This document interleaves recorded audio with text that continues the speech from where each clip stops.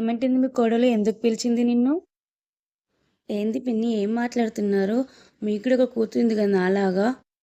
మీ కూతురు అత్త వాళ్ళ దగ్గర కూడా ఆమె గురించి ఇట్లని ముచ్చట్లాడితే మీరు ఊరుకుంటారు? నా కూతురు ఎంత చేసినా ఆమె గురించి వాళ్ళ అత్త ఏదో ఒకటి అంటుంది. ఇంక ఇరుగు పొరుగు వాళ్ళతో ముచ్చట్లాడుతుందని బాధపడారా? పిన్ని అని పిలుస్తున్నా, నేను కూడా మీ కూతురులాగే కదా. అట్లా ఎట్లా మాట్లాడతారు అసలు? నేను మీ కూతురులాగానే గుర్తుంచుకోండి పిన్ని. అట్లా ఎప్పుడు మాట్లాడకూడదు. గట్లన్నవేంది? ఇట్లా అంటారా?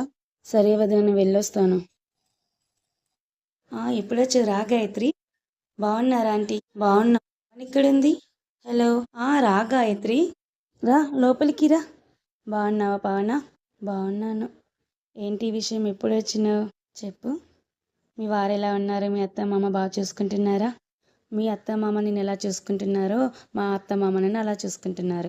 అబ్బా, ఒక్క నవ్వుతో భలే అర్థం చేసుకున్నావే. ఏ ఇంట్లో అయినా ఏ అత్త అయినా అంతే, అలాగే బిహేవ్ చేస్తుంది. మా అమ్మని వెతుక్కుంటూ వస్తుంటే మా అమ్మ కలిసింది. అవునా, ఫీల్ అవుతుంది కావచ్చు, ఒకసారి వాళ్ళ ఇంటికి వెళ్ళేసిరా అంటే వచ్చిన. అదే మా మా అమ్మ మీ అత్తమ్మతో మాట్లాడుతుంటే నువ్వు విన్నావంట కదా, ఫీల్ అయినావంట కదా. సారీ పవన, పట్టించుకోకు.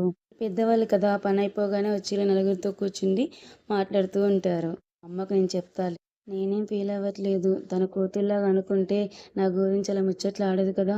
నీ అని పిలిచినంత మాత్రాన కూతురు అవ్వాల్సిన అవసరం లేదు. వాళ్ళు కూడా అనుకోవాలి.